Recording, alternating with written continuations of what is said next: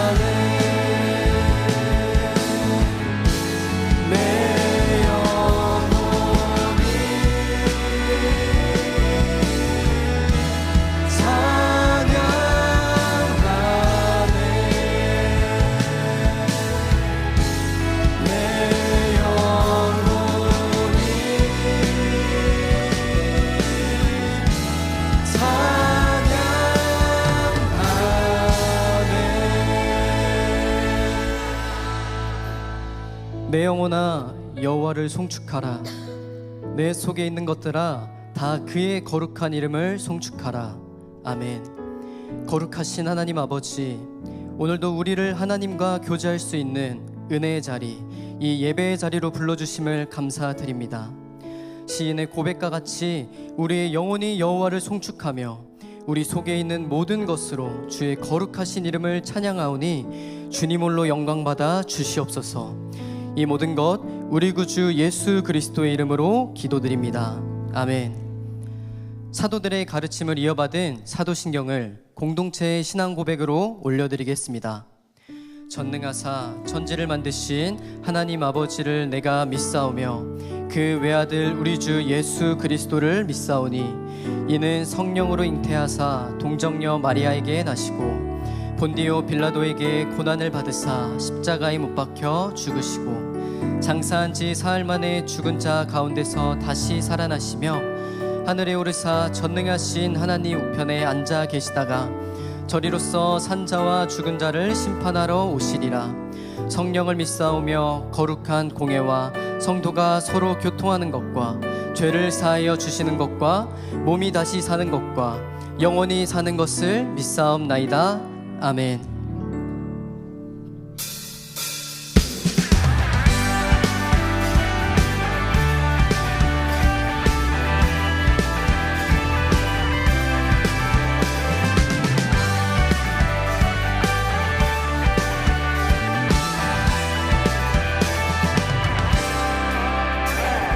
주만 높이리 결코 내 맘 변치 않네. 세상 모든 권세 모든 영광 십자가 앞에 다 버리고 나의 충성과 내 헌신 내 모든 소망 오직 예수 나무에 달려 죽으신 그분께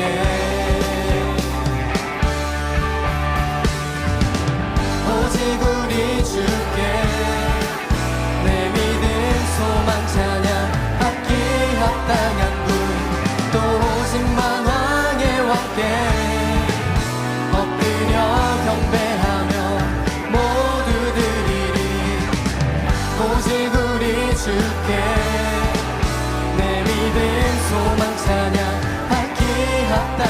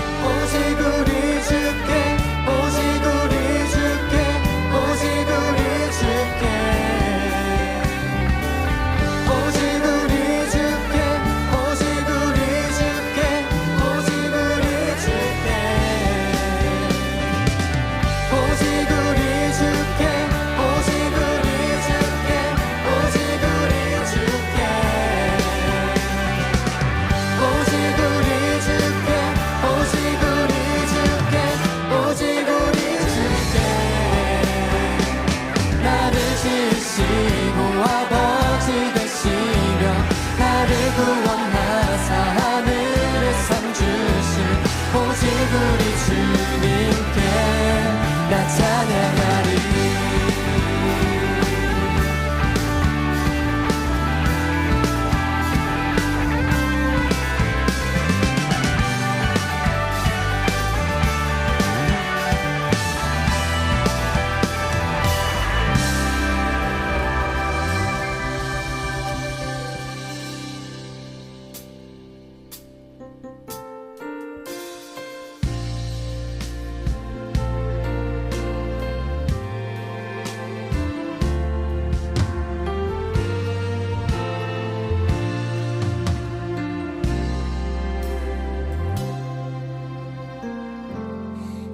따스한 성령님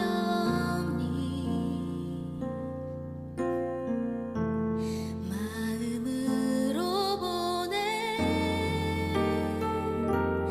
내 몸을 감싸며 주어지는 평안함 만족함을 느끼네.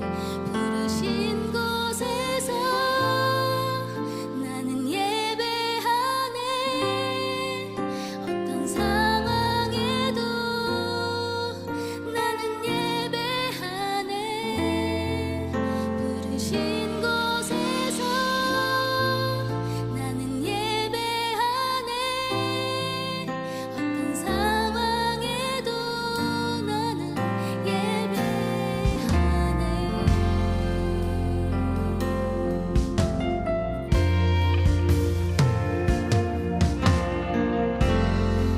따스한 성령님 마음으로 보내 내 몸을 감싸며 주어지는 평안함 만족함을 느끼네.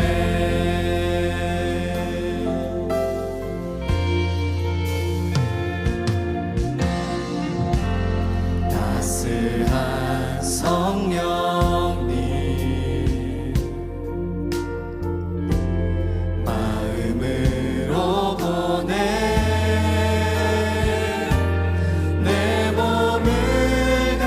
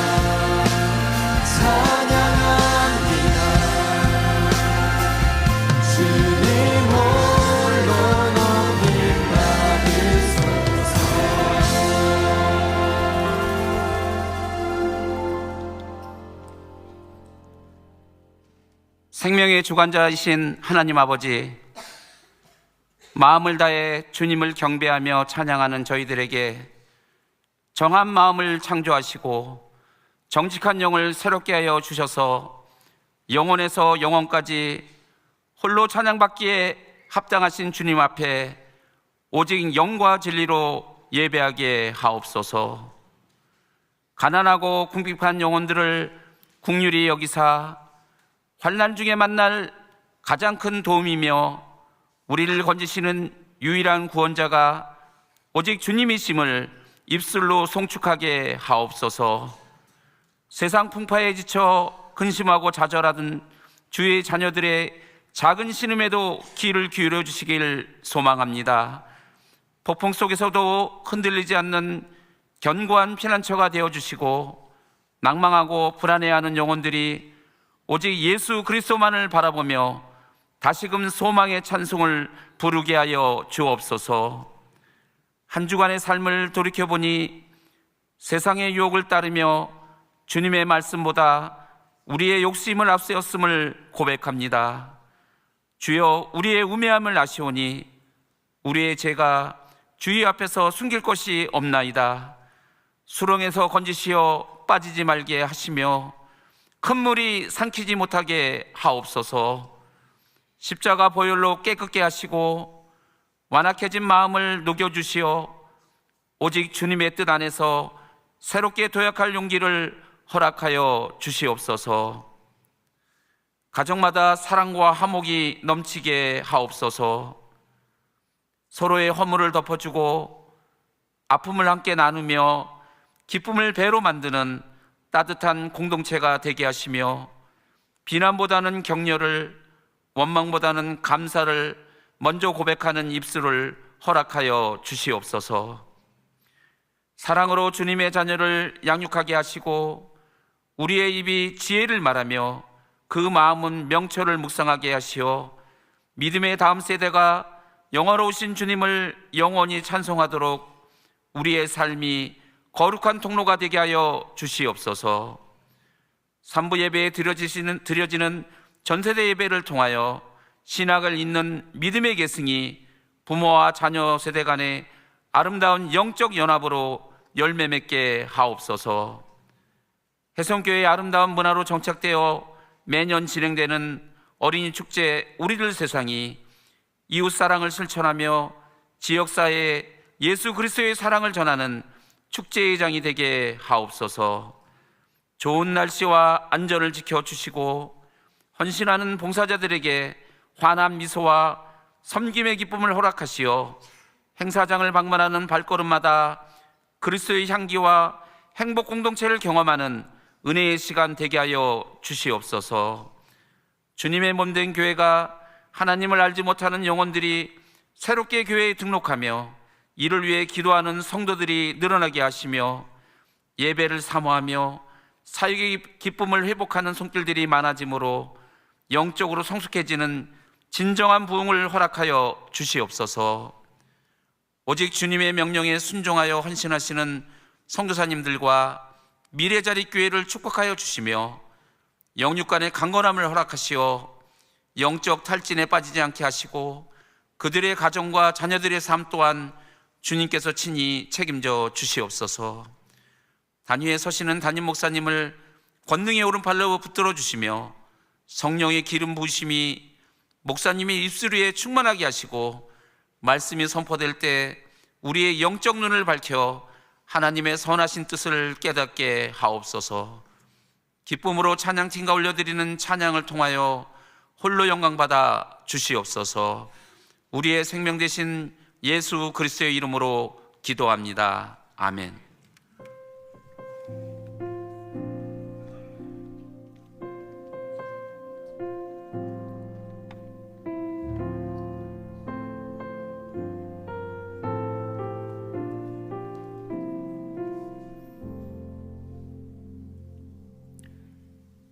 오늘 우리에게 주시는 하나님의 말씀은 창세기 18장 17절에서 19절의 말씀입니다. 화면을 참고하시어 교독하시겠습니다. 여호와께서 이르시되 내가 하려는 것을 아브라함에게 숨기겠느냐? 아브라함은 강대한 나라가 되고 천하 만민은 그로 말미암아 복을 받게 될 것이 아니냐. 함께 읽겠습니다. 내가 그로 그 자식과 건속에게 명하여 여호와의 도를 지켜 의와 공도를 행하게 하려고 그를 택하였나니 이는 나 여호와가 아브라함에게 대하여 말한 일을 이루려 함이니라. 아멘.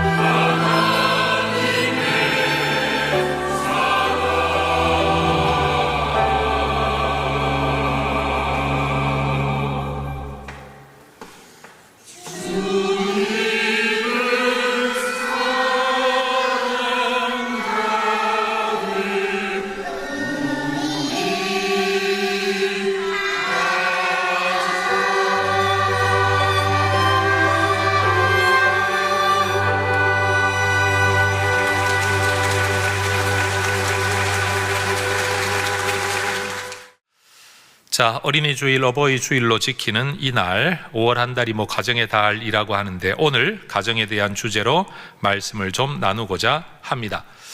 가정에 대한 이야기가 나올 때마다 아마 이런 통계 많이 들어보셨을 줄로 압니다. 2024년도 우리나라의 합계 출산율이 0.72명으로 역대 최저였다고 합니다. 다행히도 2025년도에는 0.8명으로 아주 조금 나아졌다고 합니다. OECD 회원국 가운데 출산율이 1명, 1명 이하인 국가는 우리나라가 유일합니다. 심각한 저출산율로 유명한 일본의 출산율도 우리보다는 높습니다. 1.2명 수준이라고 합니다. 이 외에도 이혼율, 청소년 우울증, 자살률, 가정폭력 등등의 통계를 통해 볼 때 우리는 한국 사회가 가정에 있어서 굉장히 많은 어려움을 겪고 있다. 전통적인 가정의 개념이 많이 허물어지고 있고 이 질서가 위협을 받고 있다라는 것을 알게 됩니다. 참고로 우리 혜성교회가 위치한 종로구의 통계 형편을 보면 조금 더 심각합니다. 2026년 4월 27일 단 며칠 전 기준 통계로 하면 종로구 인구가 14만 8,288명이라고 하는데 이것은 서울 시내에 있는 모든 구 가운데 상업지역인 중구가 최저이고요. 그 다음으로 인구가 적은 구가 바로 종로구라고 합니다. 그 통계 안에서 보면 65세 이상의 고령 인구가 종로구 안에 3만 1,347명인데 비율로 따지면 21.14%, 다시 말해 5명 가운데 1명은 65세 이상에 되는 분들이 종로구 안에 거주하고 있는 겁니다. 또 다른 통계를 보면 2024년도에 종로구의 합계 출산율은 놀라지 마십시오. 0.45명. 더 놀라운 게 하나 있습니다. 2024년도 종로구 안에 1인 가구 비율이 46%랍니다. 다시 말해 종로구 안에 한 세대를 보면 두 세대 가운데 한 집은 혼자 사는 집이다 라는 사실입니다. 여러분, 이러한 사회의 여러 통계 현상들을 들여다볼 때 과연 무엇이 우리 사회를 이렇게 급변하게 만들었는가를 생각해 볼 때 아마 가장 큰 요인은 돈 문제가 아닌가라고 생각을 합니다. 직장을 따라 흩어지고 때로는 돈 벌어먹고 살기 힘들어서 가족이 분열되어지고 이혼을 하고, 여러분, 이러한 사회 문제의 밑바닥에 돈을 중심으로 모든 일을 결정하는 이 영향이 아마 없다고 말할 수 없는, 다시 말해 아주 크다라고 말할 수밖에 없는 시대를 우리가 사는 것 같습니다. 가정에 대해서도 우리는 돈이 모든 것에 대한 가치 판단의 중심에 놓여 있는 것 같습니다. 먹고 살기 어려운 분들은 여러분 가정을 생각할 때도 결국 얼마나 잘 먹고 사냐가 제일 큰 숙제가 되죠. 더 잘 먹고 살기 위해 어떤 삶의 길을 선택할 거냐가 고민의 주제입니다. 좀 살만한 분들도 자녀와 가정에 대해서는 생각합니다. 세상적인 출세, 성공의 기준을 돈에다가 두고서 또 가정을 바라보고 자녀 교육을 바라보죠. 가정에 대한 하나님의 관점, 성경의 관점이 무엇인가라는 생각보다는 이 시대가 가지고 있는 이 사회 현상 속에서 우리가 좀 더 잘 먹고 잘 살고 성공하고 출세하는 길을 우리의 모든 가치 판단의 기준에 두고 있다라는 겁니다. 또 누군가는 그렇게 생각합니다. 태어났으니 어쩔 수 없이 함께 살아가야 되는 관계를 가족이라고 여깁니다. 또 다른 누군가는 가족을 귀하게 여겨야 된다는 데는 동의하는데 가족 자체가 하나의 우상이 된 분들도 있죠. 우리끼리, 우리 가족. 뭘 하든지 우리 가족을 손을 대면 나는 참을 수 없어. 굉장히 가족 중심적인 사고방식이 좋은 것 같기는 하지만 도를 넘어서는, 여러분, 이런 상태를 우리는 경험합니다. 가정 문제에 대해서도 돈의 문제에 대해서도 우리는 참 할 말이 많습니다. 그런데 지난주 어떤 세미나에 어떤 목사님이 강의의 제목을 이렇게 잡으셨더라고요. 돈에 대해 우리는 할 말이 참 많습니다. 그런데 하나님은 하실 말씀이 더 많으십니다. 공감이 되시죠? 여러분, 가정에 대해서도 그런 것 같아요. 우리가 할 말이 참 많은데 하나님께서도 가정에 대해서 하실 말씀이 참 많으십니다. 우리는 우리가 가정을 꾸린다라고 생각을 합니다. 그러나 정작 성경을 보면 하나님께서 가정을 구상하셨다, 디자인하셨다, 명령하셨다라고 이야기하고 있습니다. 여러분, 그러니 가정에 대해서는 하나님이 하실 말씀이 굉장히 많습니다. 저는 4가지 주제로 오늘 가정에 대한 하나님의 뜻을 여러분에게 나누고자 합니다. 첫 번째 주제는 이겁니다. 하나님은 세상을 복되게 하시려고 한 개인만 부르시는 게 아니라 그 가정을 부르신다라는 겁니다. 따라하십시다. 하나님은 세상을 복되게 하시려고 가정을 부르십니다. 여러분, 하나님의 창조 원리를 두고 보자면 가정은 생육하고 번성하여 땅에 충만해야 할 생물학적 번식의 통로이자 방법입니다. 생물학적으로 창조 원리에 근거하면 말입니다. 그러나 하나님의 구속 원리, 하나님이 이루고자 하시는 하나님의 뜻과 계획, 그리고 그것을 위해 행하시는 하나님의 일로서의 하나님의 선교의 관점에서 보자면 가정은 하나님 나라 실현을 위한 도구입니다. 단순히 생물학적 번식을 위해서만 존재하는 공동체가 아니라 하나님 나라를 실현하기 위한 사명 공동체라는 사실입니다. 우리는 신앙생활을 이야기할 때 보편적으로 한 개인의 믿음과 헌신을 강조합니다. 그래서 신앙은 개인적인 것이다 라고 말을 합니다. 그러나 하나님은 하나님의 뜻을 한 사람만이 아니라 그의 가정을 통해 이루어 가신다라는 것을 깨달을 필요가 있습니다. 다시 말합니다. 한 사람의 믿음으로, 한 사람의 헌신으로 하나님이 그 사람을 통해 하나님의 뜻을 이루어 가시는 게 아니라 하나님이 그 사람과 그의 가정을 통해 이 일을 이루어 가신다라는 겁니다. 이것을 반증하는 성경 구절이 바로 오늘 본문 창세기 18장 17절 이하의 말씀입니다. 하나님은 아브라함을 믿음의 조상으로 부르셨습니다. 그로 말미암아 온 세상이 복을 받게 하시려는 목적 아래 아브라함을 택하셨습니다. 하나님 말씀하시죠. 나는 내 계획을 아브라함에게 숨기지 않겠다. 그가 반드시 강대한 나라가 될 것이다. 천하 만민이 그로 말미암아 복을 받게 내가 만들 것이다. 내가 반드시 그를 통해 일할 것이고 이 일은 내가 이룰 것이다. 하나님이 일하십니다. 주체가 하나님입니다. 통로는 아브라함입니다. 대상은 세상 모든 족속입니다. 하나님은 아브라함을 부르셨지만 세상을 위해 부르셨습니다. 아브라함이 통로가 되겠지만 일하시는 분은 하나님이십니다. 하나님, 부름받은 사람, 부름받음의 목적이 되는, 대상이 되는 사람들, 이 세 가지 관계가 항상 있다는 것을 우리는 생각해야 합니다. 대단한 영광의 약속의 말씀이죠. 그런데 하나님께서 이 일을 이루어 가려고 하실 때 아브라함이, 하나님과 세상 사이에 서 있는 아브라함이 꼭 지켜야 할 일이 있었습니다. 그게 창세기 18장 19절에 나오죠. 그것은 여호와의 도를 지키는 것입니다. 하나님과 세상 사이에 있는 아브라함이 하나님의 복의 통로로 세상을 복되게 하려면 그가 꼭 해야 될 일이 뭐냐? 여호와의 도를 지키는 것입니다. 더 나아가 세상의 의와 공도를 지키는 것이다 라고 이야기합니다. 하나님 앞에서 해야 될 여호와의 도를 지키는 것, 세상 앞에서 지켜야 될 게 뭐냐? 의와 공도를 지키는 것. 체닥, 의, 공도, 미슈파트. 여러분, 이것은 종교적인 경건 또는 신앙만 의미하는 게 아니라 사회적, 윤리적 정의를 이야기하는 겁니다. 하나님의 백성들이 하늘의 복을 받아 세상의 복이 되려면 하나님의 도를 따라야 되고 세상에서 우러러 볼 만한 의와 공도를 따르는 이 두 가지를 지켜야 하나님이 우리를 통해 세상을 복되게 하신다라는 겁니다. 오늘날 우리 기독교는 세상에 대하여 좋은 일로 기여하고 있다, 많은 선한 일을 하고 있다라고 우리 그리스도인들은 생각을 합니다. 그런데도 세상은 교회와 기독교인들에 대하여 인정하지 않습니다. 존경하지 않습니다. 기독교의 사회적 신뢰도는 종교 가운데 가장 밑바닥이라는 거 아마 여러분도 알고 계실 겁니다. 왜 이런 일이 일어날까요? 세상이 교회가 좋은 일을 많이 한다는 것을 몰라서 그럴까요?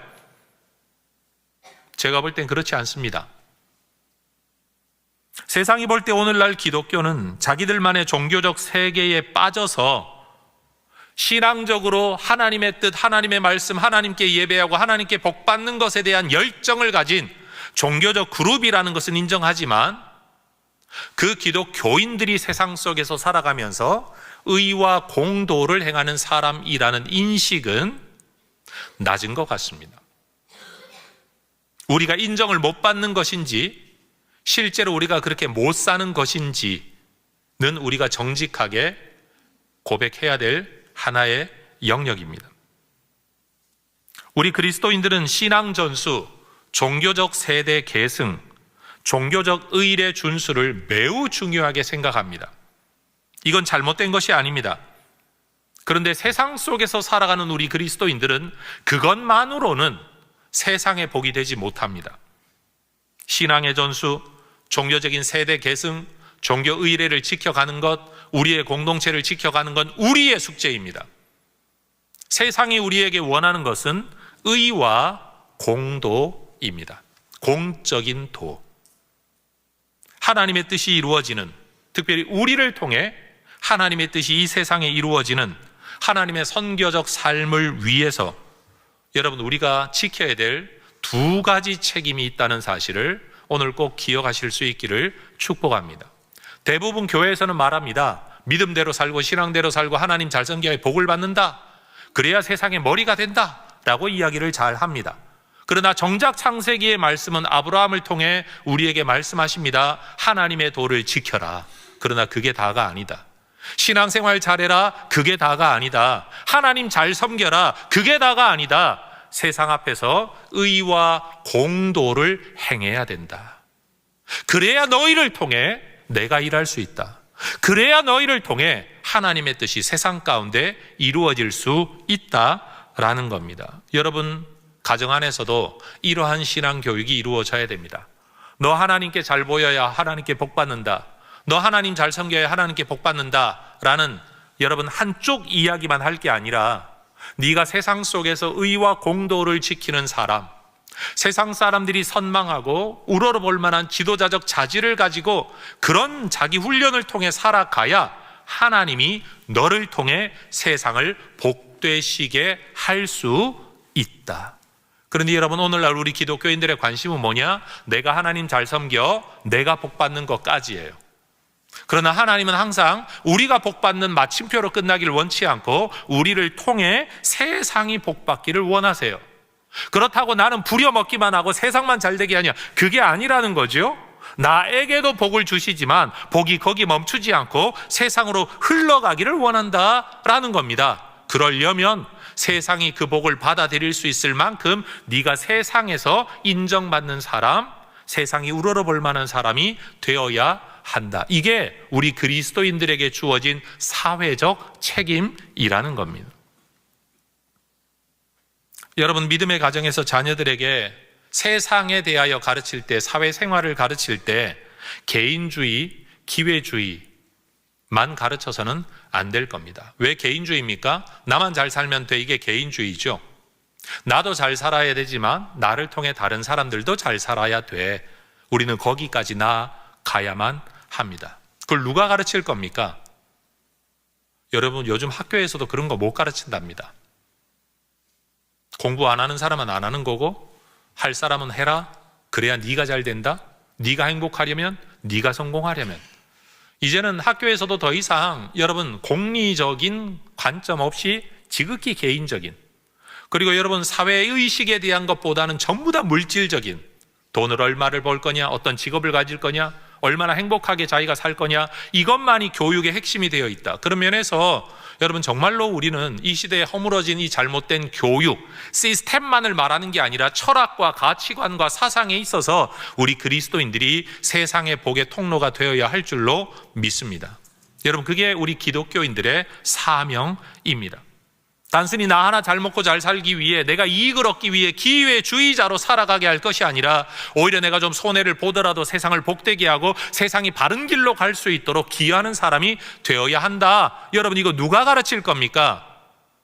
선생님들에게 기대하고 있지만 못 가르치고 있습니다. 그럼 누가 가르쳐야 됩니까? 부모가 가르쳐야 됩니다. 가정에서 가르쳐야 됩니다. 여러분 이게 가정의 사명인 겁니다. 여러분 우리 자녀들은 그저 잘 먹고 잘 사는 수준으로 살아갈 사람들이 아닙니다. 밥이나 잘 먹고 여러분 굶지 않고 자기 이익이나 따라 살아갈 사람들이 아닙니다. 하나님은 우리의 자녀들을 온 세상에 복이 되게 하시기를 원하십니다. 하늘의 해와 같이 빛나는 자들로 삼기를 우리 하나님 원하십니다. 우리가 가정 안에서 신앙의 문화를 세워갈 뿐만 아니라, 다시 말합니다. 그 신앙의 문화는 하나님만 잘 섬기면 돼, 교회만 잘 섬기면 돼가 아니라 세상을 선도할 만한 의와 공도의 길을 걷는 사람들. 그러므로 하나님께서 계획하신 그 일이 그런 사람들을 통해 세상에 이루어진다라는 거죠. 저는 한 사람의 목사로서 오늘날 목회자들을 볼 때 그런 관점을 가질 때가 있습니다.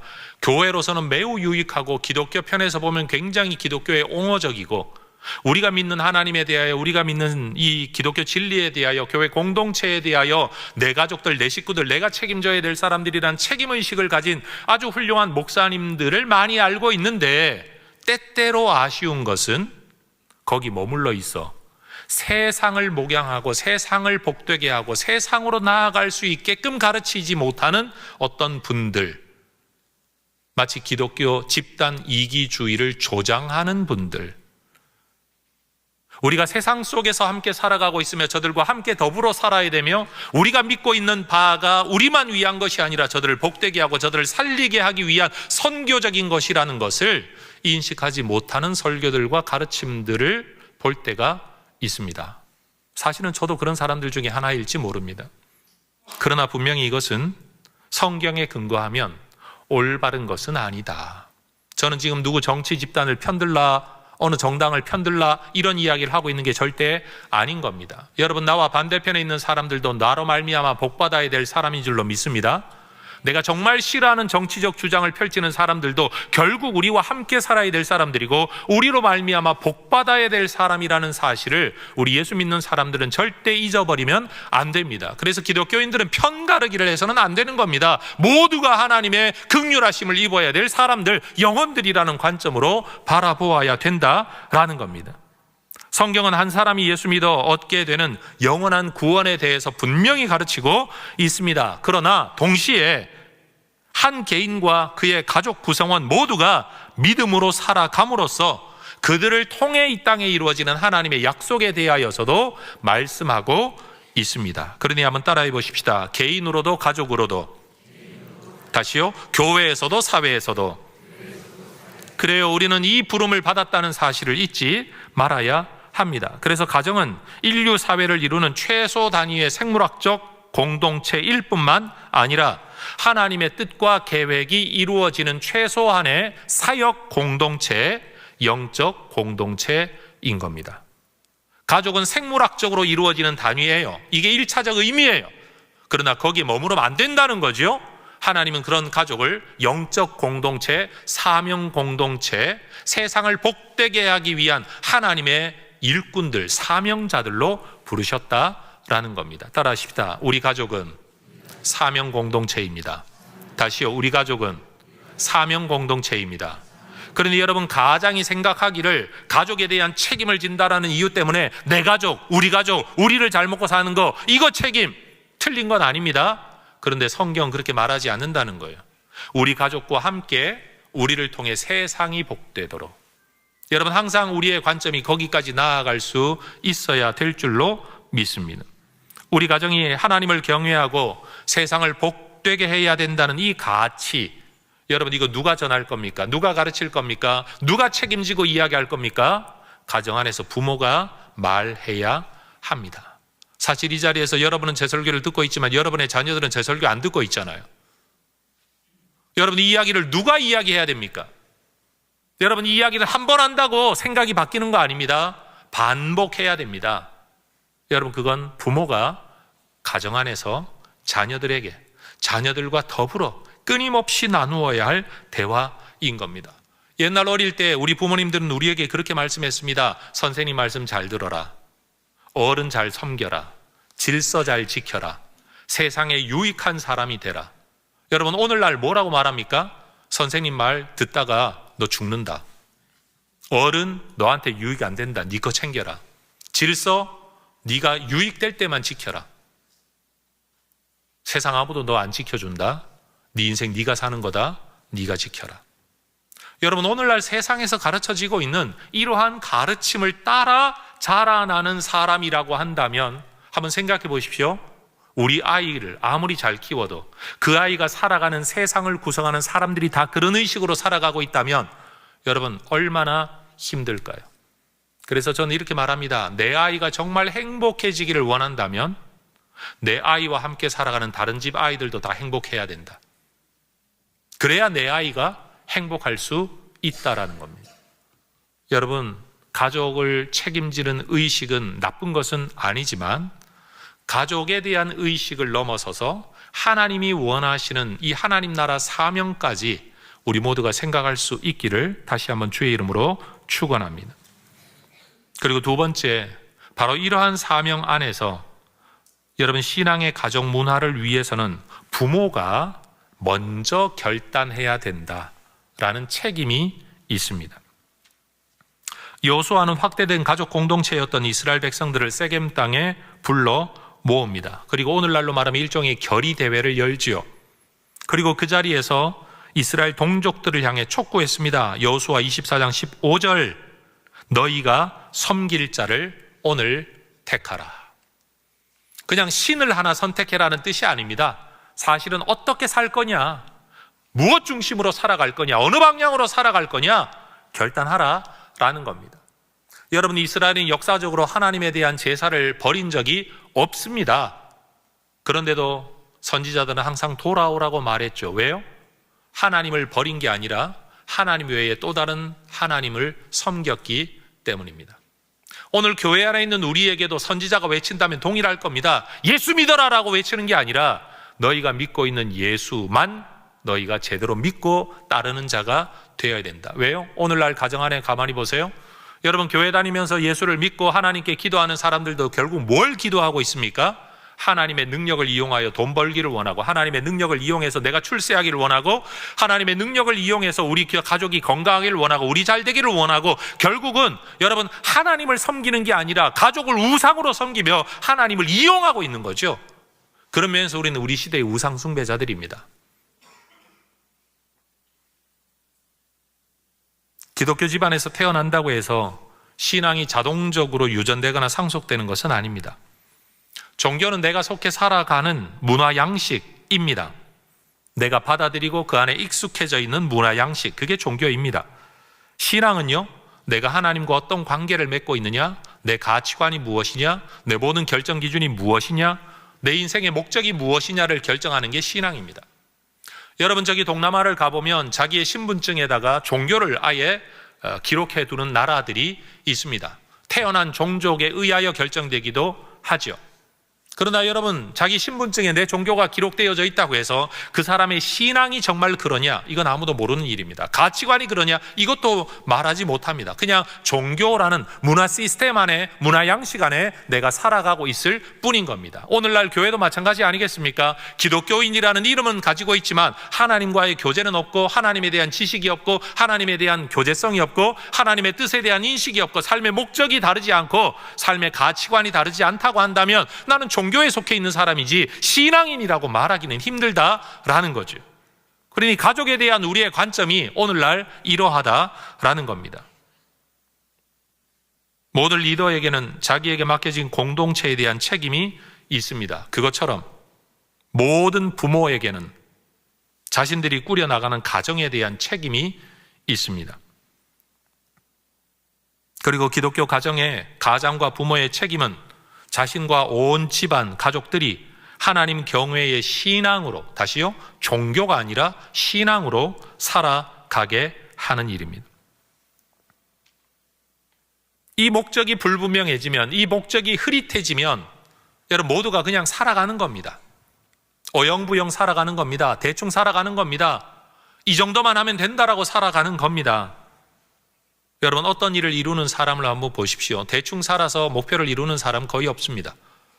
그거 하나 바라보고, 다른 거 다 내려놓고 그거 하나 바라보고 살아갑니다. 오늘날 우리 가정에 대한 우리의 태도가 여러분 이런 방향성이 분명해지기를 주의 이름으로 축원합니다.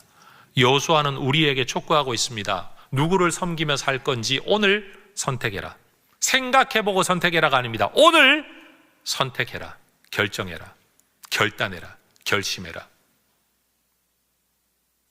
여러분, 가족 공동체 구성원이자 리더인 부부, 부모는 분명한 삶의 방향성을 가져야 합니다. 기준이 확고해야 합니다. 이건 부모에게 주어진 성경적 책임인 겁니다. 내가 믿음으로 살겠다고, 믿음의 길을 가겠다고, 하나님의 말씀 따라 가겠다고 결정해야 해야 합니다. 그리고 세 번째 주제입니다. 그런 결정 속에서 우리가 따라가야 될 기준은 부모의 가치관이나 경험이나 성격이나 성향이 아니라 하나님의 말씀이어야 합니다. 부모 시대의 사고방식을 자녀에게 강요할 것 아니라는 겁니다. 우리가 살았던 방식을 자녀에게 요구할 게 아니라는 겁니다. 우리의 가치, 신앙적 가치, 말씀의 가치를 전달했을 때 그것을 실천하는 방법은 자녀들이 결정해야 합니다. 특별히 신명기 6장에 보면 들으라 라고 시작되어지는 쉐마 성경 본문을 우리는 잘 알고 있습니다. 5절의 말씀을 보면 하나님 말씀합니다. 너는 마음을 다하고 뜻을 다하고 힘을 다하여 내 하나님 여호와를 사랑하라. 우리에게 주어진, 부모 세대에게 주어진 책임입니다. 그리고 너는 내게 명하는 이 말씀을 마음에 새기라고 말씀합니다. 네 마음을 다하고 뜻을 다하고 힘을 다하여 여호와를 사랑하고 이 말씀을 네 마음에 먼저 새겨라. 1차 책임. 두 번째 7절 네 자녀에게 이것을 부지런히 가르쳐라. 어느 정도의 열심으로 집에 앉았을 때든지 길을 갈 때든지 누워있을 때든지 일어날 때든지 이 말씀을 가르쳐라. 열정적으로 가르쳐라. 그리고 방법론적으로요, 손목에 매어라, 미간에 표를 붙여라, 문설주와 기둥에다 붙여가면서 해라. 그 열정과 방법론까지 하나님 말씀하고 계십니다. 너와 너의 자녀에게 들으라고 말씀하신 다음에 준 두 개의 말씀이 바로 이겁니다. 너와 너의 자녀에게. 다시 말하지만 신명기 6장의 말씀은 교육의 말씀이 아닙니다, 여러분. 1차적으로는 너 하나님 사랑해라. 이 말씀을 네 마음에 새겨라. 네 삶의 방향성이 뭐냐? 두 번째, 너의 자녀. 결국 아브라함을 부르셨던 하나님께서 내가 너를 통해 세상 모든 만물이 복되게 할 거야 라고 하며 너와 너의 자녀와 너의 권속들이 의와 공도를 행하게 되는 것이라고 말씀하신 것처럼 하나님은 지금 쉐마 본문에서도 모세를 통해 말씀하시기를 네가 먼저 하나님 말씀대로 살아야 되고 그리고 자녀들에게도 라고 말씀하고 있다는 겁니다. 하나님의 부르시면 절대 개인적이지 않습니다. 너와 너의 자녀. 여러분, 이게 지금 성경에서 반복되고 있는 패턴이라는 것을 우리는 기억해야 합니다. 여러분, 들으라라는 건 소리를 들으라는 게 아니지 않습니까? 그 말씀을 듣고 가치관을 받아들여 그 말씀을 따라 순종하며 살라라는 것 아닙니까? 여러분, 지식을 배우라는 게 아닌 겁니다. 가치관을 받아들이라라는 겁니다. 여러분, 인격적 교제 가운데, 신뢰 가운데, 성령의 역사 속에서 우리가 따라야 될 것이 이겁니다. 이스라엘의 신앙 전수는 가정에서 이루어졌습니다. 신앙 교육의 주체 그리고 현장은 가정입니다.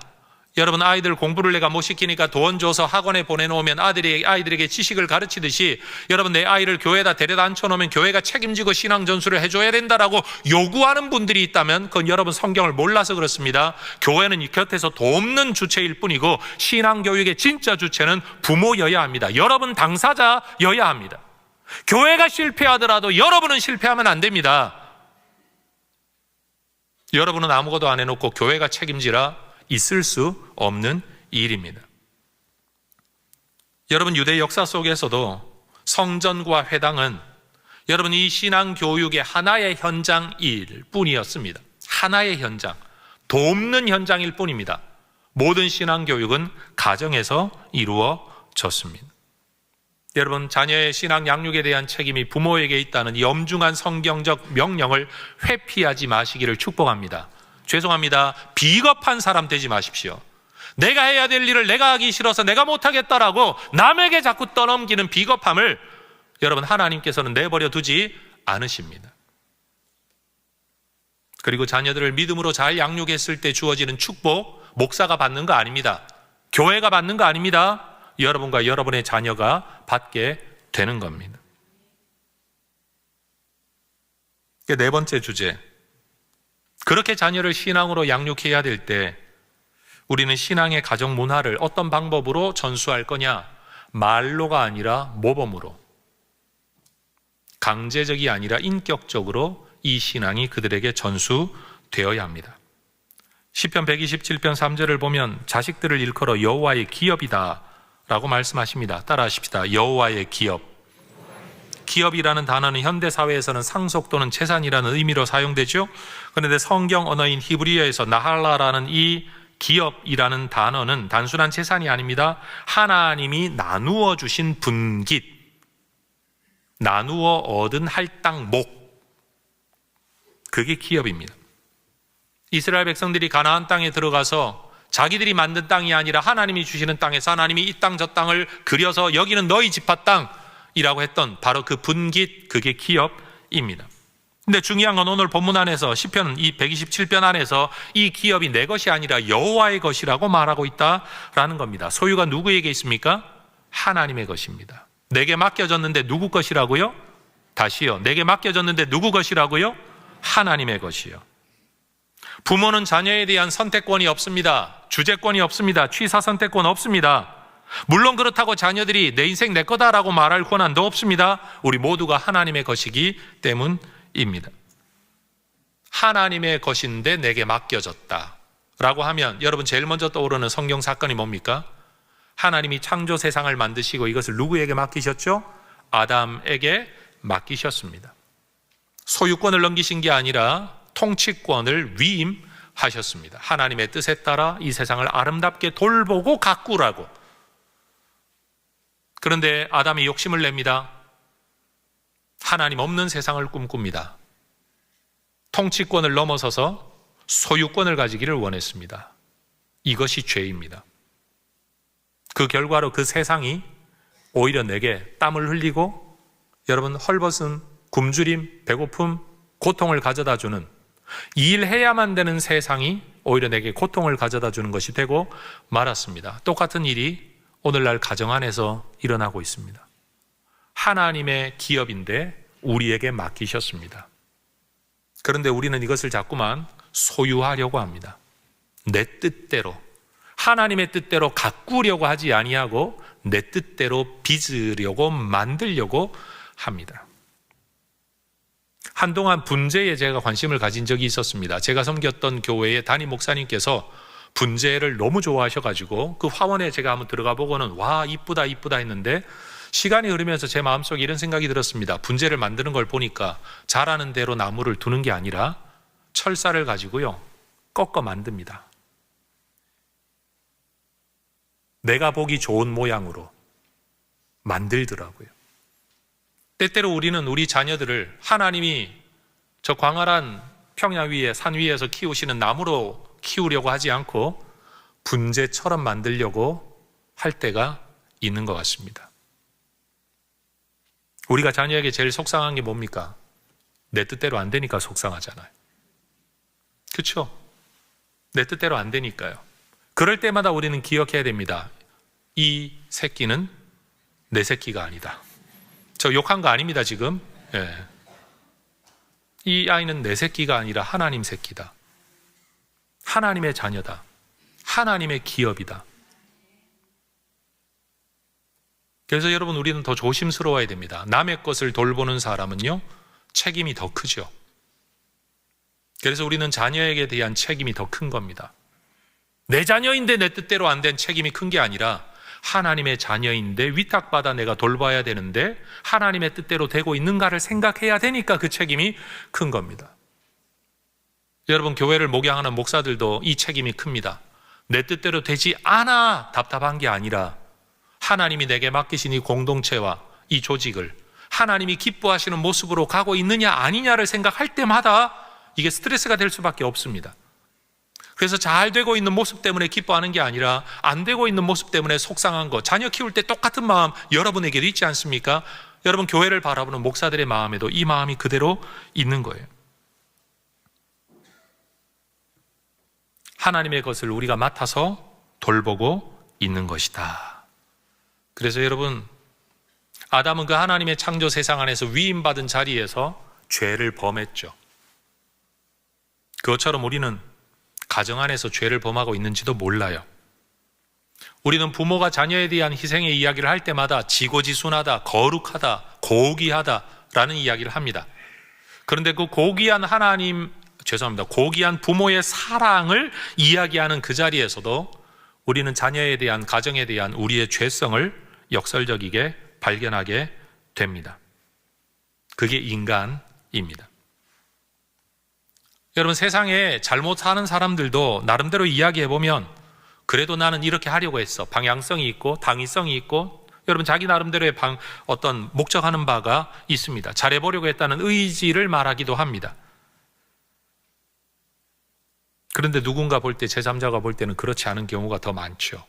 우리의 삶도, 우리 자녀에 대한 부모의 책임도 그럴 때가 많습니다. 그래서 가정의 자리는요, 영성 함양의 자리가 되기도 하고 죄성 발견의 자리가 되기도 합니다. 천국 같은 자리가 되기도 하고 지옥 같은 곳이 되기도 합니다. 여러분, 그거 아세요? 가정이 정말 행복하지 않으면 자녀들은요, 빨리 그 가정을 합법적으로 벗어나기를 원합니다. 빨리 벗어나려고 합니다. 어떤 사람은 결혼을 빨리 해서 벗어나려고 하고, 어떤 사람은 직장을 핑계로 벗어나려고 하고, 어떤 사람은 돈이 조금만 있으면 자취하겠다고 벗어나기도 합니다. 가족이 정말 천국 같아서가 아니라 사실은 벗어나고 싶은 내 내면의 욕구를 그렇게 표현하는 겁니다. 교회를 떠나는 사람들도 저는 마찬가지인 것 같습니다. 멀어서 못 오겠다라고 말하는 분들 분명히 있습니다. 우린 충분히 이해가 됩니다. 그 먼 거리 오고 가는 게 얼마나 힘든지. 더군다나 교통이 한번 막히기 시작하면 우리 종로구에 있는 교회들이 제일 힘든 게 뭡니까? 왜 하필이면 주일날 맨날 마라톤 대회를 해가지고 여러분, 종로구 도로 전체를 다 막아버리면 밑에서 위로 못 올라오는 거예요. 여러분, 하필이면 토요일날 좀 하지 왜 주일날 맨날 마라톤을 하는지 전 이해가 안 돼요. 어차피 토요일도 휴일인데. 그리고 아무리 민원을 넣어도요, 받아들이지 않아요. 그런데 여러분, 어떤 분들은 그 먼 거리를 무릅쓰고라도 이 공동체를 나옵니다. 이곳에서 내가 은혜를 받았고, 이 공동체에서 맺은 관계를 지켜가기를 원하고, 이 공동체에서 내 자녀가 신앙생활하며 여기를 자기의 신앙의 고향으로 삼기를 원하는 마음 때문인 겁니다. 여러분에게 있어서 가족은 천국입니까? 지옥입니까? 여러분의 가정에서는 영성이 더 함양되고 있습니까? 죄성이 더 부각되고 있습니까? 집안에 들어가기 싫어서 바깥으로 나돌고 있습니까? 아니면 조금이라도 빨리 들어가고 싶어 하십니까? 집에 있으면 에너지가 빠집니까? 에너지가 충전되십니까? 여러분, 저는 우리를 비난하려고 이 말을 하고 있는 게 아니라 우리 가정이 어떤 가정이 되기를 원하느냐, 그 일을 위해 우리는 지금 무엇을 하고 있느냐, 이 생각을 해야 된다라는 겁니다.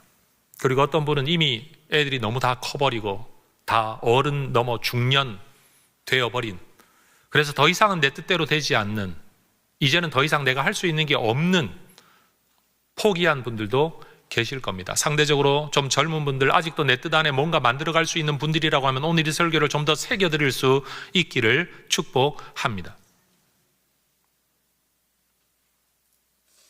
여러분, 노아를 한번 생각해 보십시오. 창세기 6장 18절에 보면 노아 한 사람이 믿음의 길을 걸었기 때문에 그에게 딸린 자녀들, 네 아들들, 네 아내, 네 며느리들 다 구원받을 수 있었습니다. 믿음의 가장 한 사람의 삶이 가족을 구원하는 일이 일어났습니다. 바울도 말하지 않았습니까? 너와 내 집이 구원을 얻으리라. 여러분, 한 사람의 믿음이 반드시 가족을 다 구원한다라고 장담할 수는 없지만 가장의 신앙이 가족에게 끼치는 영향이 지대하다는 사실은 분명한 것 같습니다. 성경에는 조상의 유언을 철저히 받들었던 일로 하나님의 특별한 복을 받았던 한 족속 이야기가 나옵니다. 레갑 족속입니다. 이들은 누구냐 하면 모세 장인이었던 이드로가 속했던 겐 족속 사람들입니다. 히브리 족속이 아닙니다. 이웃했던 겐 족속입니다. 그 중에 레갑이라는 한 사람이 만든 가문이 있었던 모양입니다. 그리고 그 레갑 족속 중에 후손 중에 요나답이라는 사람이 또 있었는데, 이 요나답이라는 사람이 여러분 자손들에게 생전에도 교육을 했지만 죽으면서도 유훈을 남겼던 것 같습니다. 그 내용이 뭐냐면 예레미야 35장 8절 이하에 보면 포도주 절대 마시지 마라. 다시 말해 술 마시지 마라. 두 번째, 집이나 포도원, 부동산 가지지 마라. 술 마시지 마라. 부동산 가지지 마라. 무슨 이유로 이렇게 명령했는지 알 수는 없습니다. 그런데 중요한 건 여러분, 조상이, 부모가 그렇게 가르쳤더니 자녀들이 그 말을 따랐고, 여러분 대를 이어가면서도 그 얼굴도 못 본 후손들이 그 명령을 지켰다라는 겁니다. 그래서 예레미야 35장 18절 이하에 보면 하나님은 이 집안의 이러한 신실함과 신앙적 가문의 문화를 칭찬하시면서 그들이 혈통적 이스라엘 사람들도 아니고 레위 후손 제사장 가문이 아니었음에도 불구하고 그들에게 특별한 약속을 하시죠. 따라하십시다. 내 앞에 설 사람이 영원히 끊어지지 아니하리라. 내 앞에 설 사람이라는 이 표현은요, 단순히 예배자를 말하는 게 아니라 제사장적 섬김을 의미하는 겁니다. 요즘 우리 기독교인들이 잘 쓰는 말로 하면 너희 가문에서 주의 종이 끊어지지 아니할 것이다, 이런 말로 약속하고 계신 겁니다. 혈통적으로 이민족인데도 불구하고 하나님이 그들을 그렇게 복 주시는 겁니다. 그러나 여기서 오해하지 말아야 될 게 있습니다. 하나님이 칭찬하신 것은 그들이 술 먹지 않고 부동산 가지지 않았다는 금욕적인 문화 자체에 있는 게 아닌 겁니다. 하나님이 칭찬하신 건 뭔가 하면 조상의 가르침을 신실하게 지켜온 그들의 믿음, 그들의 태도, 그들의 신앙적 가정 문화를 지금 축복하시는 겁니다. 그래서 그것을 지킨 너가 아니라 이 집안에는 이라고 말씀하고 계신 겁니다. 여러분, 믿음을 지키는 집안에서 하나님의 복을 받는 사람들이 끊어지지 않을 줄로 믿습니다. 이게 성경의 가르침 그대로잖아요.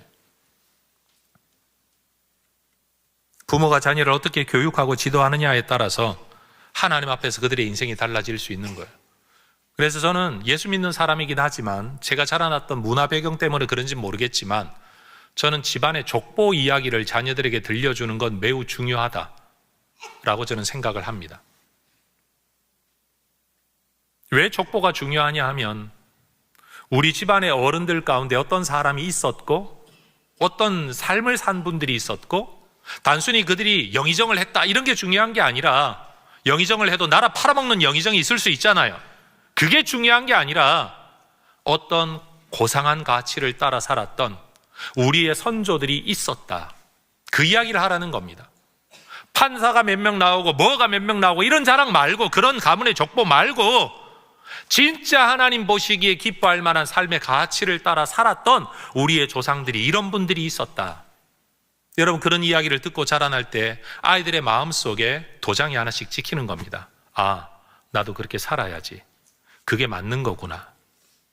그분이 세상을 떠나도 이런 이야기가 전수된다는 것은 그렇게 사는 것이야말로 후세에게도 알려질 만한 아름다운 삶이로구나. 근데 만약에 부모가 이야기하기를 옛날 우리 조상들은 논이 몇 마지기가 있었고 집을 어떤 집에 살았고, 만약에 그런 돈 이야기를 계속하고 있다면, 아니면 직책 이야기를 계속하고 있다면 돈과 출세, 명예를 그들은 가치 지향적으로 삼을 겁니다. 사실 유교가 가지고 있었던 맹점은 바로 그거죠. 입신양명하는 것을 집안을 세우는 거라고 인식하고 그렇게 이야기를 하니 그렇게 자라나는 겁니다. 그런데 여러분, 우리는 뭘 이야기해야 되냐? 하나님을 어떻게 섬기며 살았고 하나님 나라를 위해 어떻게 헌신을 했고 그들을 통해 세상에 어떤 유익을 얻게 되었고 세상에 어떤 복을 받게 되었는가를 이야기하자라는 겁니다. 그런 족보 이야기 말이에요. 근데 만약 우리 집안에 그런 사람이 없으면 여러분, 역사상 기독교 안에 있었던 하나님의 사람들을 이야기할 수 있겠죠. 내 부모는 아니지만 내가 믿고 있는 기독교 신앙 안에 하나님을 한 아버지로 섬긴 믿음의 사람들 가운데 이런 사람들이 있다. 여러분, 자녀들은 사실은 어려서 어른이라고 하면, 가정이라고 하면 남편, 아내의 상을, 아빠, 엄마의 상을 내가 경험한 그 가정 안에서 처음으로 경험합니다. 그게 전부인 줄 압니다.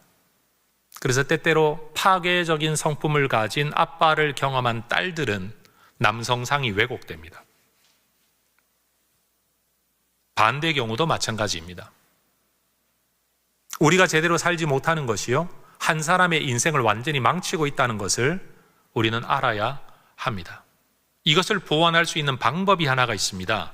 그것은 내 아이를 내 가정 안에서만, 내 통치 안에서만 키우는 게 아니라 내 아이가 건강한 어른을 많이 만나게 하는 겁니다. 이 일을 위해 가장 좋은 장소가 교회입니다. 어른들이 있으면 아이를 내 뒤로 숨기는 게 아니라 내 아이를 그 어른 밑으로 들여보내서 그 좋은 어른과 대화를 나누게 하는 거죠. 우리 아빠는 이렇게 말씀하시는데 이렇게 말씀하시는 아저씨도 있네, 집사님도 있네, 장로님도 있네. 우리 엄마는 이렇게 늘 이야기하는데 이렇게 하는 엄마도 있네. 아이들은 그러면서요, 여러분, 객관성을 가지게 됩니다. 그리고 무엇이 더 좋은가를 판단하게 될 겁니다. 그리고 더 나은 것을 꿈꾸게 될 겁니다. 여러분, 교회를 단순히 예배드리는 처소로만 삼지 마시고 내 아이가 건강한 신앙을 가진 인격이 훌륭한 많은 어른들을 만날 수 있는 곳으로 여러분 활용하시기를 축복합니다. 저는 교회당은 연회당이다라는 말에 동의합니다. 교회당이 연회당이 되어야 합니다. 왜 그렇습니까? 여러분, 한 번 연애해서 결혼해야 된다. 이거 말도 안 되는 이야기 아닙니까? 어떤 사람이 나와 성격적으로 맞는지, 가치관이 맞는지를 찾아볼 수 있는 기회가, 건강한 기회가 있어야 될 것 아닙니까? 나 혼자 여기저기 가서 아무나 연애하고 돌아다니는 게 아니라, 여러분, 연애 관계는 아니지만 많은 이성들을 지켜보면서 여러분, 이런 성격이 있구나, 저런 사람도 있구나, 이런 성향을 가지고 있구나, 저런 가치관을 가지고 있구나, 많은 사람들을 오랫동안 지켜보면서 건강한 친구 관계를 맺는 중에 저 사람이면 나하고 더 맞겠다, 한 걸음 더 들어간 데이트 관계를 맺어보다가 교회가 하고 있는 데이트 학교도 하고 결혼 예비 학교도 하면서, 아니면 내가 좋게 봤는데 이 부분은 괜찮았는데 내가 생각지 못한 이런 부분도 있구나, 이건 내가 견디기가 좀 힘들다, 더 깊은 관계로 가기는 힘들겠다, 그러면 우리 좋은 친구로 남자라고 물러설 수 있는, 여러분, 이런 일들이 저는 교회 안에 있으면 좋겠습니다. 그래서 저는 항상 이야기합니다. 청년들에게, 얘들아, 많이 지켜봐, 오래 지켜봐, 그리고 많이 사귀어봐. 그러나 헤어지더라도 함께 앉아 예배하고 기도하는데 전혀 거리낌이 없을 만큼만 교제해야 돼. 너무 깊이 있는 이성적, 성적 관계로는 들어가면 안 돼. 그래서 여러분, 저는 가장 많은 건강한 사람을 경험할 수 있는 자리가 교회만한 곳이 또 어디 있나 싶습니다. 동의가 안 되십니까, 여러분?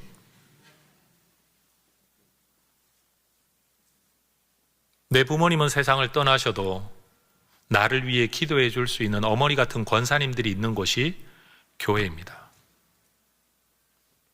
여러분, 한 번도 그런 생각 안 해보셨겠지만, 여러분, 어느 날 오랫동안 지켜본 어느 권사님에게 찾아가서 이렇게 한번 말씀해 보세요. 권사님, 저는 우리 어머니가 안 계세요. 또는 우리 어머님은 교회를 다니지 않으세요. 그래서 저를 위해 기도해 줄 분이 없어요. 저는 누군가가 나를 위해 기도해 주는 그게 꿈인데 제게는 그런 분이 없어요. 권사님이 제게 혹시 그런 분이 되어주시면 안 될까요? 그럴 때 난 못한다 라고 말할 권사님은 해성교회 안에 한 분도 없을 겁니다. 오히려 측은한 마음으로, 사랑의 마음으로 오히려 도닥거려주며, 야, 기도만 해줄 게 아니라 내가 밥도 해줄게. 진짜 여러분의 어머니처럼 해줄 분들이 이 안에 얼마나 많은지 모릅니다. 아버지가 없으신 분들도 마찬가지입니다. 장로님들께 나아가 그 이야기를 한번 해보십시오. 내가 모델 삼고 따라갈 만한 아버지의 등이 내게는 없습니다. 어릴 때 돌아가셨습니다. 내가 보고 따라갈 뒤통수 그 등 뒤를 내가 장로님 보고 따라가고 싶습니다. 아마 대부분 장로님들 그러실 겁니다. 따라오지는 말아라. 돌보기는 해줄게. 자기 인생에 자신 있는 사람 아무도 없잖아요. 저도 그렇거든요. 많은 후배 목사님들이 저도 목사님처럼 목회하고 싶습니다 그러면, 야, 나 실패자야. 난 실패자야. 나 따라오면 안 돼. 대신 내가 뭘 실패했는지는 이야기해 줄 수 있어. 사실 저도 그렇게 이야기할 수밖에 없습니다. 여러분, 성경은 디모데라는 인물의 믿음을, 자기 혼자 열정을 품고 성령의 은혜를 받아서 내가 믿음의 사람이 되었다, 성경은 이렇게 말하지 않습니다. 디모데후서 1장 5절을 보면 디모데의 이 믿음은 외할머니로부터 그리고 어머니를 거쳐 자기에게까지 내려온 것이라고 이야기하고 있습니다. 특별히 거짓 없는 믿음이라고 말할 때 이 거짓 없다라는 표현은요, 가면을 쓰지 않았다라는 말이에요. 오늘날 우리의 자녀들이, 중직자들의 자녀들이 교회를 떠나는 제일 큰 이유 가운데 하나가 뭡니까? 엄마 아빠의 가면 쓴 모습 때문에 그런 거죠. 교회에서 만나는 우리 부모와 집에서 만나는 부모가 다르죠. 여러분, 이거 유튜브만 봐도요, 권사님 전화 이렇게 한번 쳐보세요. 여러분, 당장 난리를 피우면서 쌍욕을 하던 아줌마, 엄마가요, 전화 받는 순간 권사님 이러면서 받는 모습을 우리 아이들은 옆에서 다 지켜봅니다. 뭐 어쩔 수는 없죠. 우리의 등 뒤를 바라보는 사람이 있다는 건 우리를 굉장히 근신하게 만듭니다. 목회자로서 저도 제일 큰 숙제가 하나 있습니다. 여러분, 성도들한테 설교 잘하는 목사라고 인정받는 거, 그 굉장히 어려운 일이긴 하지만 할 만한 일입니다. 여러분, 저 남의 교회 가서 설교 잘한다는 말 듣는 건요, 저한테 쉬운 일입니다. 레파토리 몇 개 들고 가가지고 여러분 원고 하나도 보지 않고 냅다 달리면요, 와, 합니다. 그런데 여러분, 정말로 어려운 거 뭐냐 하면 우리 아이들이 제 설교 듣는 겁니다. 그리고 그걸 하나님의 말씀으로 받아들일 수 있어야 된다는 거 굉장히 어려운 일입니다. 그것도 한 번, 두 번이 아니라 평생 그 일을 해야 된다는 거 어려운 일이죠. 여러분, 부모로서 자녀에게 신앙의 모범이 되고 특별히 거짓 없는 믿음의 모델이 된다는 거 굉장히 어려운 일이고 굉장히 훌륭한 일입니다. 우리 인생의 목적을 거기에다 둘 수 있으면 어떨까요? 세상의 어떤 직책의 일이고 돈을 얼마나 많이 벌고가 아니라 내 평생의 꿈은 내 아이들이 나를 존경하게 되는, 나를 신앙의 모델로 삼는 것. 여러분, 누구도 이루기 힘든 그 고귀한 가치가 우리 모두의 꿈이 될 수 있기를 축복합니다. 목사님께 인정받는 거, 누구에게 인정받는 거, 성도에게 인정받는 거, 여러분 그건 쉬운 일이에요. 여러분 그건 가면 좀 쓰면 가능해요. 그런데 자녀들에게, 가족에게 인정받는 건 가면 쓸 수 없는 일이라는 거죠. 여러분, 외할머니 그리고 어머니를 거쳐 디모데까지 이어져 내려온, 디모데가 그 길을 걷겠노라고 당당하게 그 길을 걸어 들어갈 수 있도록 만든 이 아름다운 신앙의 가정 문화가 저와 여러분의 집안에서도 다 일어나기를 축복합니다. 말씀을 맺으며 한 예화 이야기를 나누려고 합니다. 영국에서 1662년에 태어나 1735년에 세상을 떠난 사무엘 웨슬리라는 영국 국교회 소속의 한 목사님이 있었습니다.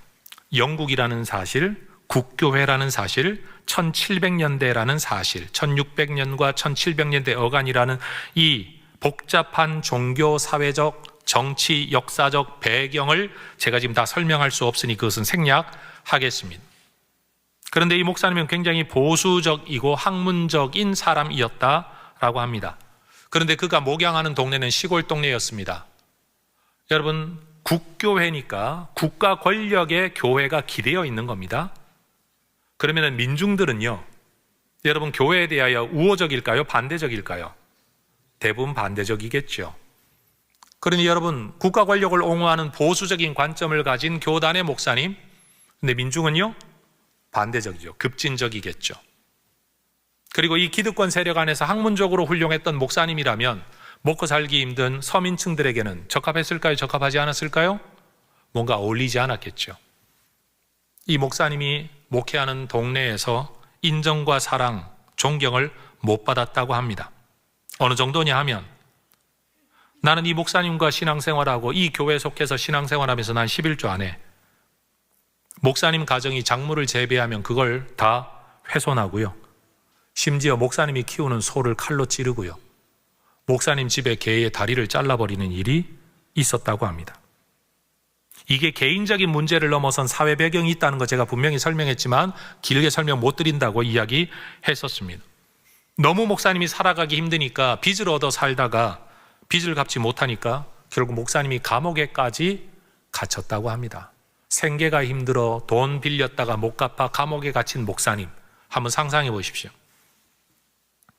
심지어 나중에는 누군가인지는 모르지만 이 목사님의 집에 불을 질러서 집이 홀라당 다 불타 버렸는데, 그 과정에서 아들 하나를 가까스로 건져내자마자 지붕이 쏟아져 내린 그런 일이 있었다고 합니다. 그래서 어머니는 평생 동안 이 건져낸 이 아들 하나를 두고 성경 스가랴 3장 2절의 표현을 빌려서 불에서 꺼낸 그슬린 나무 토막 같은 존재라고 늘 간증하고 이야기했던 모양입니다.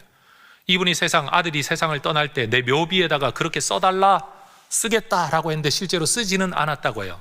나는 불에서 꺼낸 그슬린 나무 토막 같은 사람이라는 말입니다. 여러분, 이런 고난을 견디며 목사님이 목회를 했으니 이 면만 보면 얼마나 훌륭한 목사님입니까? 그러면서도 목회직 떠나지 않고 교회를 떠나지 않고 그 모든 여러분 어려움을 견뎌냈으니 여러분 목사로 보면 훌륭하죠. 그런데 이분이 가정에서는 그렇게 훌륭하지 않았던 모양입니다. 성격인 까다롭고 고집스럽고 아내를 비롯한 가족들과도 자주 충돌하고 싸우고 실질적인 자녀 양육은 아내가 다, 사모님이 다 하고 이분은 아예 가정을 안 돌보았던 모양입니다. 자, 여기서 제가 한 이야기를 해야 됩니다. 여러분, 누군가가 우리 집에 소를 칼로 찌르고 우리 집에 강아지의 다리를 잘라놓고 내가 농사를 지으면 여러분 그걸 와서 다 틀고 우리 목사 사택을 와서 불지른다. 여러분, 이걸 견디면서 목회를 하려면 그 목사님의 인내심, 성격이 얼마나 견고해야 될까요? 그러니 여러분 기억해야 됩니다. 고집스럽고 까다롭기 때문에 그걸 견뎌내는 겁니다. 그런데 문제는 그렇게 고집스럽고 까다로운 것을 함께 살아가는 성도들과 가족들은 힘들 수밖에 없는 거죠.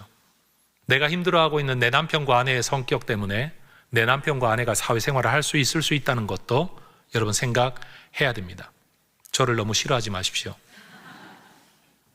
그것 때문에 해성교회를 견뎌왔고 여러분이 힘들어하는 그것 때문에 인정받는 사역을 하고 있을 수도 있다는 가능성 하나를 열어두셔야 합니다. 그럼에도 이 목사님은 임종시에 자녀들에게 믿음의 고백을 남깁니다. 그리고 아들 한 사람, 목사가 된 아들에게 이런 유언을 했다고 합니다. 내적 증거가 중요하다. 몇 번이나 반복되며 마지막 유언을 남겼는데 이 아들 목사님이 이 말을 듣고서도 이해가 잘 안 됐다고 합니다. 그런데 아버지가 세상 떠나고 몇 년 후에 그가 어떤 한 집회를 참석해서 성령의 은혜를 내적으로 경험하고 났을 때야 비로소 내적 증거가 중요하다는 아버지의 말을 이해할 수 있었다고 합니다. 그리고 그 후로 그는 평생 동안, 남은 생애 동안 성령의 내적 증거라는 이 표현을 신학에서 굉장히 중요하게 사용하고 집회에도 강조하고 평생을 붙들고 사는 목사님이 되었다고 합니다. 여러분, 음양이 있습니다. 빛이 있으면 그림자가 있습니다. 그래도 믿음 붙들고 살고, 여러분 그런 부족한 사람에게도 간증이 있는 겁니다. 하나님의 진리가 그 속에 담겨 있는 겁니다. 그런데 여러분, 이 목사님 이야기로는 부족합니다. 그 사모님 이야기도 해야 됩니다. 그의 이름이 수산나 웨슬리입니다. 놀라지 마십시오. 이 사모님은 아이를 19명이나 낳았답니다. 그런데 그 중에 9명만 살아남았답니다. 여러분, 1600년대, 1700년대라는 거 잊지 마십시오. 보건위생이 좋지 않아. 우리도 그랬잖아요. 애 낳고 몇 년 지나야 호적에 올리는 경우 많지 않았습니까? 왜요? 다 어려서 죽어나가니까 말이에요. 돌림병에 다 죽어나가니까 말이에요. 여러분이 남편 목사님의 목회 형편이 어떠하다고 이야기했죠? 빚지고 감옥에 가고 농사를 지으면 훼손당하고 집은 불타고 인정받지 못하고 사랑받지 못했다 그랬잖아요. 그럼 가정 형편이 얼마나 힘들었을까요? 남편은 목회직으로 인정받고 사랑받는 게 아니라 고난과 어려움 가운데 있었습니다. 가정은 환난과 고난과 가난 속에 있었습니다. 그런데도 이 사모님이 결심을 하나 했다고 합니다. 내 아이를 학교를 보낼 만한 형편은 되지 못하니 이 가정을 하나님의 학교로 만들겠다. 이 가정을 하나님의 학교로 만들겠다. 그래서 그분이 실행한 게 있습니다. 매일 6시간씩 자녀들에게 말씀과 글을 가르칩니다. 9명의 자녀를 그렇게 가르치는 동안에 9명을 집단으로만 보는 게 아니라 일주일에 요일별로 아이 한 명 한 명을 따로 만나서 그 아이와 신앙의 대화를 나누는 시간을 가졌다고 합니다. 그리고 그 가운데 자라난 아들, 8번째 아들이 감리교를 세운 존 웨슬리, 그 가운데 18번째 아들이 우리가 잘 부르고 있는 평생에 6,500곡의 찬송가를 지은 찰스 웨슬리라는 귀한 분들이 이 가정에서 자라났다는 겁니다. 여러분, 먹고 사는 것만 해도 힘들다라고 말할 수 있습니다. 그런데 그 중에서도 뜻을 세우고 결단하고 오늘 결단하라, 그 말처럼 마음속에 결심하고 주어진 형편 안에서도 얼마나 힘겨웠을까요? 굶는 일이 얼마나 많았을까요? 뜻대로 되지 않았을 거 아닙니까? 애들이 말이나 잘 들었겠습니까? 그 모든 것들을 견뎌내고 살아낸 한 여인 사모님의 삶 속에 여러분 자녀들이 그렇게 자라나고 그렇게 인생 실패라고 여겨질 만한 고난이라고 여겨질 만한 목사님의 삶의 끝에 아버지가 말하고 유언으로 남긴 그것이 진짜 신앙에서 중요한 문제라고 이어받은 아들 목사님이 계셨다라는 겁니다. 모든 면에서 칭찬할 만하지 못해도 우리는 믿음을 이어갈 수 있습니다. 목사 집안에서만 믿음의 사람이 나오는 게 아닙니다. 누가 보더라도 흠이 없고 훌륭해야만 믿음의 가문을 세워나가는 게 아닌 겁니다. 오직 나와 내 집은 여호와를 섬기겠노라 했던 여호수아의 결단을 이어받은 사람에게서는 하나님이 그 사람만이 아니라 그의 가정도 하나님 나라의 통로와 도구와 일꾼으로 삼아주신다는 이 역사적 이야기가 오늘 우리에게 다시 한번 새겨지기를 축복합니다. 여러분 자녀들을 목사 만들라고 제가 지금 말하고 있는 게 아닙니다. 선교사 보내라고 말하고 있는 게 아닙니다. 하나님이 세상을 복되게 하실 수 있도록 하나님의 통로가 되는 자녀들이 될 수 있도록 오늘 내가 이 아이가 내 품 안에 있는 동안에라도 여러분 믿음의 이야기를 나누며 성경 이야기를 나누며 믿음의 걸음을 걷는 등 뒤를 보여주며 여러분 살아가자라는 겁니다. 다 떠나고 난 뒤에 여러분 이제는 다 커서 자기 인생 살아갈 겁니다. 기도의 후원자로라도 여러분 살아줄 수 있기를 원합니다. 어쩌다가 한번 만났을 때라도 하나님의 이야기를 나눌 수 있게 되기를 축복합니다.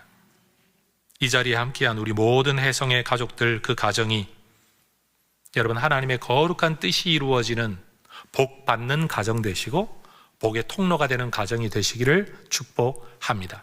전 우리 혜성교회가 그런 교회가 되면 참 좋겠습니다. 우리가 행복하고 우리 교회가 잘 되고 우리 교회가 성장하고 우리 교회가 부흥하고 여러분 뭐 이런 이야기만이 아니라 우리를 통해 누군가가 살아나고 우리를 통해 누군가가 복받게 되는 여러분 물에 고여있는 물이 아니라 늘 흘려나가는 흘러내보내는 그런 하나님 나라의 복의 통로가 되는 교회와 가정으로 살아가시기를 축복합니다. 기도하겠습니다. 하나님, 우리 혜성의 모든 가족들, 가정들, 그리고 부모님들이 믿음의 길을 걸어갈 수 있게 하시되 아브라함에게 주셨던 하나님의 약속의 말씀이 그를 통해 실행된 것처럼 우리 안에 그리고 우리를 통해 이 땅에 실행되는 하나님 나라의 도구들 다 되게 하옵소서. 예수님의 이름으로 기도합니다.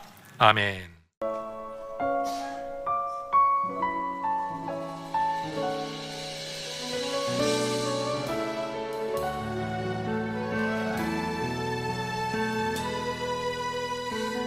믿음으로 사는 가정은 가난해도 부족하지 않게 하시며 소망으로 사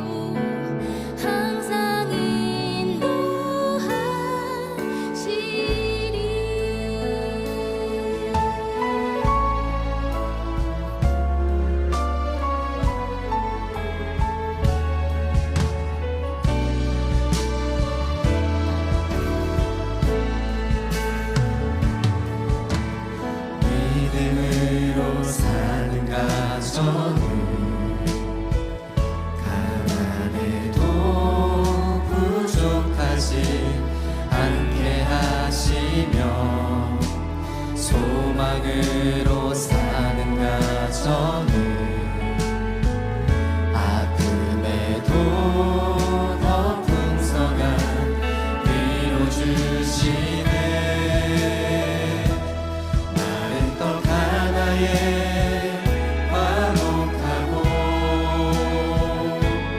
함께 살아가며 감사하며 고난이 올 때에 기도하는 가정 하나님 돌보시네. 주의 가정은 작은 천국이라. 주의 가정에 참된 행복 있네. 이 땅에 살아가는 모든 순간 주가 지키시고 항상 인도하시니. 주의 가정은 작은 천국이라. 주의 가정에 참된 행복 있네. 이 땅에 살아가는 모든 순간 주가 지키시고 항상 인도하시니. 세상 끝날까지 항상